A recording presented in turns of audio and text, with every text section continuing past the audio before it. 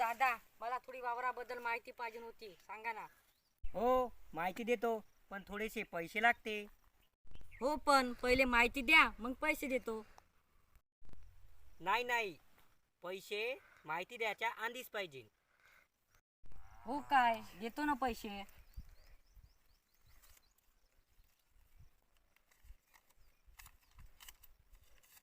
घ्या ना भाऊ.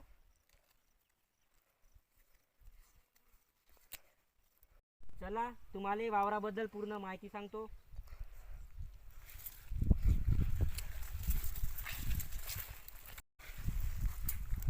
तुम्हाला माहित आहे का ह्या वावराची माती कोणत्या कलरची आहे?